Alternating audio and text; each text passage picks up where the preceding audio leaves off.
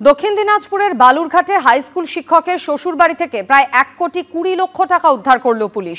নিষিদ্ধ অনলাইন লটারির কারবার চালানোর অভিযোগে দক্ষিণ দিনাজপুরের গঙ্গারামপুর থেকে কয়েকজনকে গ্রেফতার করে পুলিশ। তাদের জেরা করে বিশাল দাস এবং অপূর্ব সরকারের নাম উঠে আসে। গ্যাংটক থেকে দুজনকে গ্রেফতার করা হয়। পেশায় শিক্ষক অপূর্ব সরকারকে জেরা করে জানা যায় বালুরঘাটের রঘুনাথপুরে শ্বশুরবাড়িতে টাকা লুকিয়ে রেখেছেন তিনি। এরপর গঙ্গারামপুরের এসডিপিও দীপাঞ্জন ভট্টাচার্যের নেতৃত্বে তাকে সঙ্গে নিয়ে সেখানে তল্লাশি চালায় পুলিশ। শোয়ার ঘরে খাটের নিচ থেকে প্রায় 60 লক্ষ টাকা উদ্ধার হয়। অন্যদিকে ঠাকুরঘর থেকে উদ্ধার হয় বাকি টাকা। তাকে জেরা করে আরও তথ্য জানার চেষ্টা চলছে।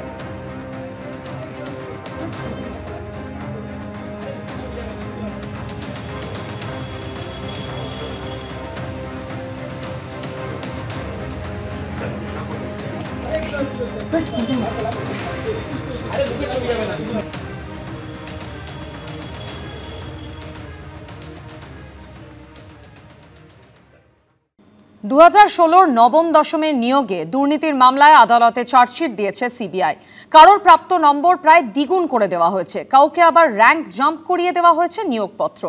প্যানেলের মেয়াদ ফুরিয়ে যাওয়ার পরও কারোর নাম সুপারিশ করা হয়েছে। চার্জশিটে এমন একাধিক চাঞ্চল্যকর দাবি করেছে কেন্দ্রীয় তদন্তকারী সংস্থা।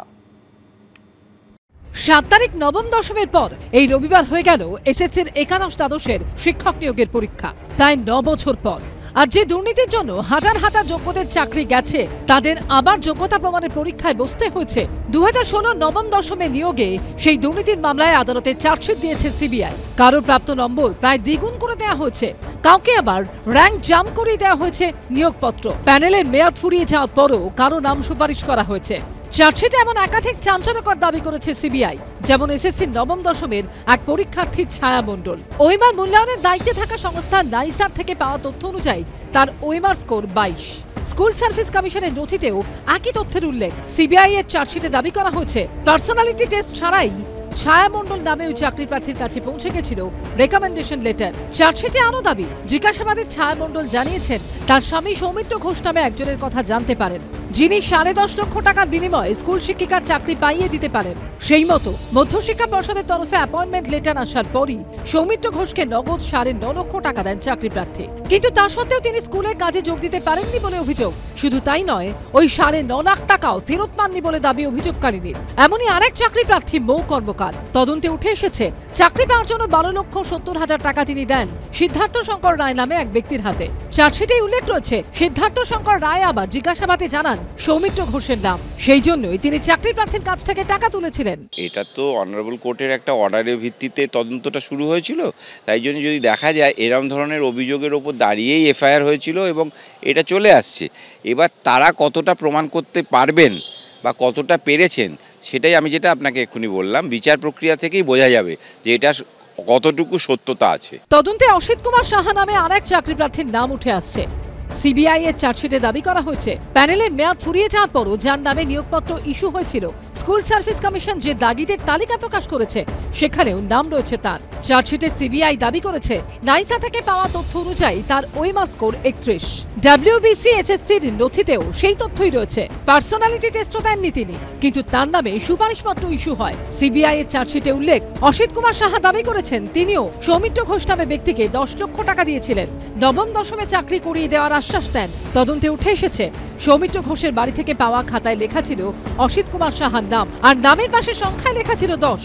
এই যে বেআইনিভাবে চাকরি বিক্রি করা হয়েছিল এবং যারা চাকরি পেয়েছে তাদের অ্যাপয়েন্টমেন্ট লেটার জমা দিয়েছে চার্জশিটের সঙ্গে, যে এই হলো অ্যাপয়েন্টমেন্ট লেটার, এই হলো তাদের মার্কস এবং কীভাবে ম্যানিপুলেট করা হলো প্রমাণ করতে পারলে খুবই ভালো। একটা চেইন যেটা তৈরি করেছে ওরা, সেই চেনটার শেষ চেন হচ্ছে এটা।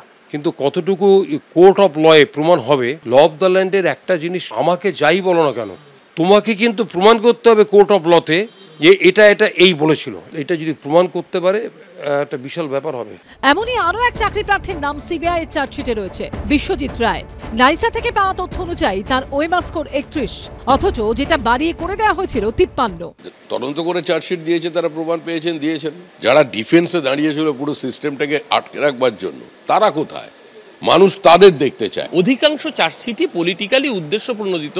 যদি কোনো দুর্নীতি হয়ে থাকে, যদি প্রমাণিত হয়, ব্যবস্থা হোক, চূড়ান্ত শাস্তি হোক, তৃণমূল কংগ্রেস অপরাধীর পাশে দাঁড়াবে না। চার্জশিটে সিবিআই এর আরো চাঞ্চল্যকর দাবি হলো 801 জনের নম্বর অদল বদল করেছে ওইমান মূল্যায়নের দায়িত্বে থাকা সংস্থা নাইসা। 136 জনের নম্বর গড়মিলে যুক্ত ছিলেন এসএসসির তৎকালীন প্রোগ্রাম অফিসার বর্ণা বসু। প্রকাশ সিনহার রিপোর্ট, এবিপি আনন্দ, কলকাতা।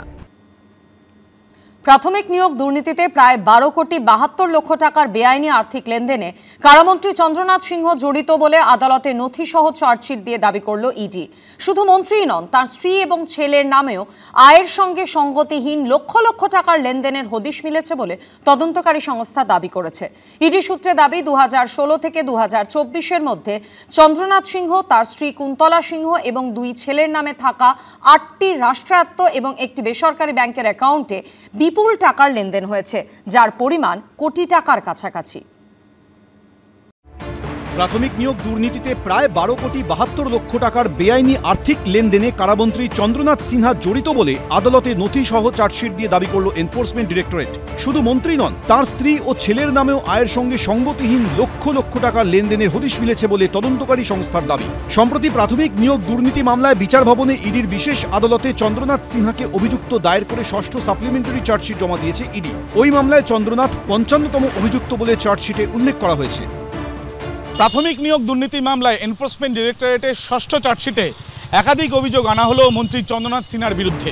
চার্জশিটের 38 নম্বর পাতার 11 নম্বর পয়েন্টে লেখা হয়েছে, চন্দ্রনাথ ও তার স্ত্রী কুন্তলা সিনহার নামে থাকা ইন্ডিয়ান ব্যাংকের যৌথ অ্যাকাউন্টে 2016-র 18ই জানুয়ারি থেকে 2019-এর 18ই নভেম্বরের মধ্যে 1 কোটি 18 লক্ষ নগদ জমা পড়েছে। সেই অ্যাকাউন্টে জমা নগদের উৎস জানাতে বলা হয়েছিল। উত্তরে তিনি জানান, এই নগদ টাকা তার এলাকায় সম্পত্তি লেনদেনের কমিশন বা দালালি থেকে আয়, কিন্তু তিনি তার আয়কর রিটার্নে সম্পত্তি লেনদেনের জন্য পাওয়া কমিশন বা ব্রোকারেজ থেকে এই আয় বলে উল্লেখ করেননি। যারা একটু বোকাশোকা মানুষ তারা নিজের অ্যাকাউন্টেই লেনদেনটা করে ফেলেছে, আর যারা বাইরে রেখে সব কাজ করে বেরিয়ে গেছে তারা এখন এদের দেখে মজা নিচ্ছে। এই চন্দ্রনাথ সিনহা এত বড় প্রাতিষ্ঠানিক দুর্নীতির কে চালিয়ে নিয়ে যেতে। চার্জশিটে ইডি আরও দাবি করেছে, নিয়োগ দুর্নীতিতে জড়িত 2 অভিযুক্ত কুন্তল ঘোষ ও তাপস মণ্ডল লিখিত বয়ানে জানান, চন্দ্রনাথ সিনহা অযোগ্য প্রার্থীদের নামের তালিকা তাদের কাছে পাঠিয়েছিলেন। ইডির দাবি, তাপস মণ্ডল বেসরকারি বিএড ও ডিএলএড কলেজ সংগঠনের সভাপতি ছিলেন। চন্দ্রনাথ রাজ্যের মৎস্যমন্ত্রী থাকাকালীন ওই সংগঠনের অনুষ্ঠানে যেতেন। চার্জশিটে ইডির তরফে দাবি করা হয়েছে, 159 জন অযোগ্য প্রার্থীর নামের একটি তালিকা এই মামলায় অন্যতম অভিযুক্ত কুন্তল ঘোষের নিউ টাউনের ফ্ল্যাট থেকে উদ্ধার হয়েছিল। ইডি সূত্রে দাবি, চন্দ্রনাথ সিনহা ওই 159 জন চাকরি প্রার্থীর কাছ থেকে 8 থেকে 10 লক্ষ টাকা নিয়েছিলেন। 2016 থেকে 2024-এর মধ্যে চন্দ্রনাথ সিনহা, তার স্ত্রী কুন্তলা সিনহা ও 2 ছেলের নামে থাকা 8টি রাষ্ট্রায়ত্ত এবং একটি বেসরকারি ব্যাংকের অ্যাকাউন্টে বিপুল টাকার লেনদেন হয়েছে, যার পরিমাণ কোটি টাকার কাছাকাছি। শিক্ষা নিয়োগ দুর্নীতি মামলায় গত বছর 22শে মার্চ চন্দ্রনাথ সিনহার বাড়িতে তল্লাশি চালায় ইডি। কেন্দ্রীয় এজেন্সি দাবি করে, তল্লাশিতে উদ্ধার হয় 41 লক্ষ টাকা। এই টাকা নিয়ে কোনো সদুত্তর মেলেনি বলেও চার্জশিটে ইডি সূত্রে দাবি করা হয়েছে। যদি সেটাই হয়ে থাকে তাহলে কদিন আগেই তিনি অ্যান্টিসিপেটরি বেল পেলেন, এই এজেন্সির কোর্টেই বেলটা পেলেন, তাহলে সেদিনকে কেন বেলের বিরোধিতা করলেন না? নোংরা পলিটিক্স বিজেপি গত 2014 ক্ষমতায় আসার পর থেকে ইডি সিবিআইকে দিয়ে শুরু করেছে। এই পলিটিক্স যতদিন চলবে দেশের মানুষ বিজেপিকে, বাংলার মানুষ বিশেষ করে, প্রত্যাখ্যান করবে। 6 সেপ্টেম্বর ইডির বিশেষ আদালতে আত্মসমর্পণ করে অন্তর্বর্তী জামিন পান কারামন্ত্রী চন্দ্রনাথ সিনহা। মঙ্গলবার এই মামলার পরবর্তী শুনানি রয়েছে। আবির দত্ত, দীপক ঘোষ, অনির্বাণ বিশ্বাস, এবিপি আনন্দ।